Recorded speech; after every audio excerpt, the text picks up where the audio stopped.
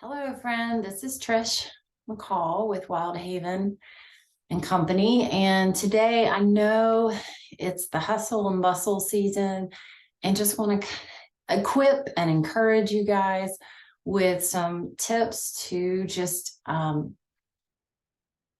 bring into your practice so that it brings you grounding and such, but also some tips to support you and your body in stressful times. So I have a client who has injured their back, and their doctor or chiropractor has explained to them that they still want them doing some exercises. So one of the exercises is just the forward fold, like this, going as far as they can, right? And so maybe theirs is right here or right here. But I want to show you something. There's another one that they were given where they bend one knee and they reach for the leg that's semi-straight. All right. But I want to explain that this person has fallen a few times. And so their body actually, when they're doing that, their body may not be relaxing enough because it remembers falling, and that forward fold or those gravity is kind of pushing them. Their body doesn't trust them because they've fallen already, they've hurt themselves already, and the body may actually be guarding itself. So this is a practice that I give to people often, just to relieve stress, to disengage that psoas so that it's not in that fight and fright posture, as well as just slowing their breath, being mindful of their breath, and disengaging that diaphragm that is run through by the psoas. Okay, so that psoas is here. That's our fight flight muscle. And it goes up through the diaphragm and attaches in the back and creates a lot of times a lot of back pain anyway, especially in stressful times. So then when you've already hurt yourself and fallen, it can feed back that loop of, I don't want to do this, I'm going to resist this. And the body kind of locks up and continues that pattern trying to protect itself.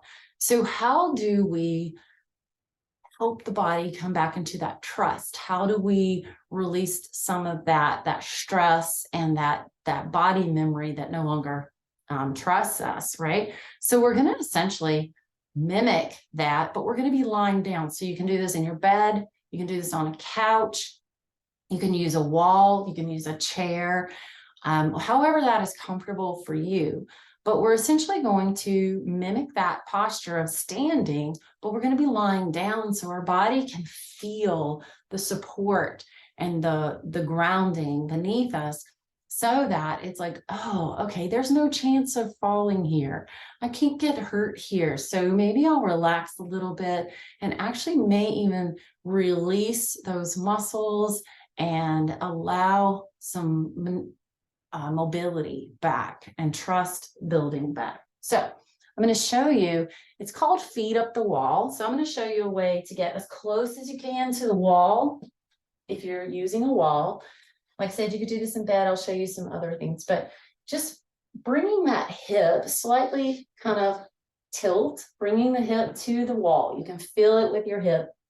And we're just going to bring ourselves up as we're bringing our back down. All right, so literally feet up the wall here. So this may just be where you're feeling it. You can already feel, we want that lower back connected to the ground. All right, and we have our hands by our sides. And just breathing here is great. I listen to my devotionals or a podcast. One of them is Lectio 365, which actually has some beautiful music, some great words of wisdoms, and then also spaces of time where there's no words. And so it allows me to really focus on my body, focus on my breathing. And so it's just like this. And then we can, to disengage that diaphragm and that psoas lock, we can also do our breathing where we're breathing in, raising our arms, hold, and then exhaling.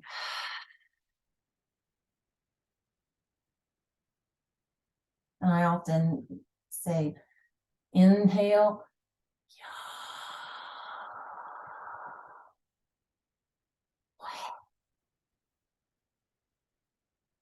so it's ya with a really breath, ocean breath, way. All right, we can do that with our mouth open or even with our mouth closed once we get that whisper sound going. And we're breathing all the way into our abdomen and then exhaling.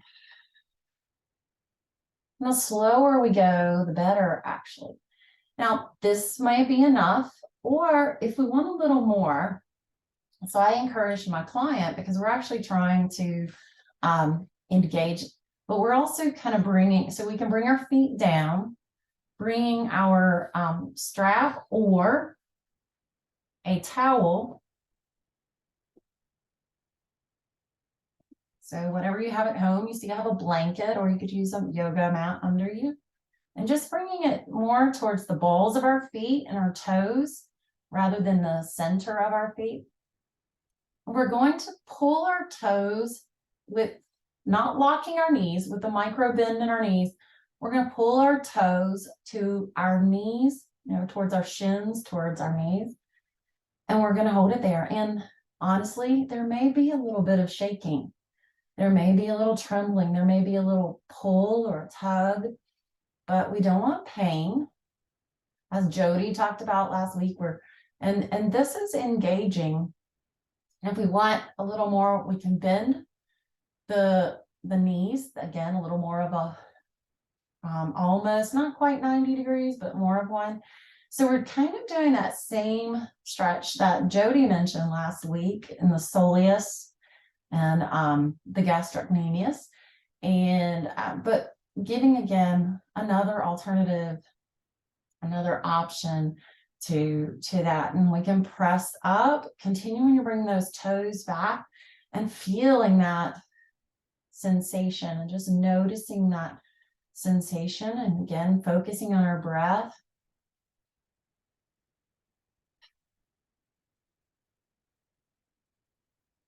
Maybe after a minute or two of that, we can actually extend our arms a little more, bringing our toes back a little more.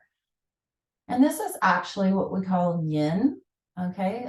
Adding a little yin to our yang, where we're slowing down and doing just some myofascial work, actually. There's actually fluid in our muscles and our joints that it's more like a milkshake or a smoothie, if you want a healthier option, that just takes longer to move. And so we're giving that time to do that. All right. And that is simply feet up the wall.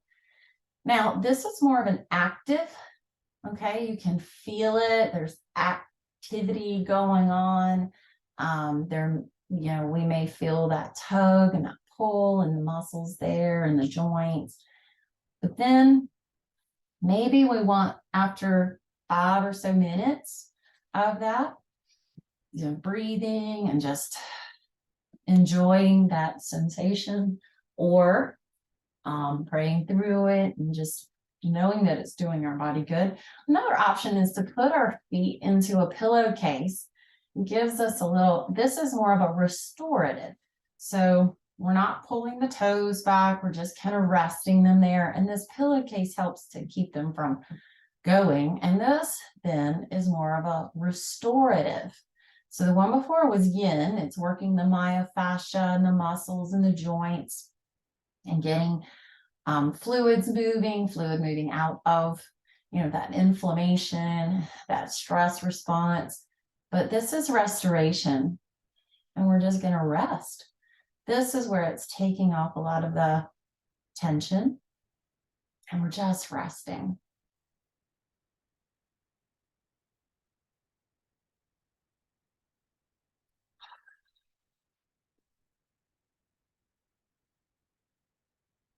Just inhale and making our exhale longer than our inhale if that's within us today. Again, these are all invitations. And even do this if something's cooking or baking and getting some of your moves in, getting a little encouragement. If you've got a podcast or music you want to listen to, or like I said, the Lectio 365, great options. All right, so to come out of this, we're going to bring our knees, remove if there's a towel or a strap or a pillow, and then we're going to reverse how we can. So we're going to roll to the side, maybe push against the wall or something there. And we're just going to gently, slowly, what I usually encourage people is pretend there's a baby in the room and you're trying to slowly get up without moving the bed or moving the, making any noise. So it helps us to move slower, to be more mindful about that. So you can use a chair. So here's a chair. If you just want to prop your feet up in the chair, that's another option. Again, if you turn the chair, you can use that as a wall, if it's hard to find a wall in your space, to do legs up the wall. All right. So again, rolling and up again. All right. I hope that helps you guys and gives you something to restore so you can roar again another day.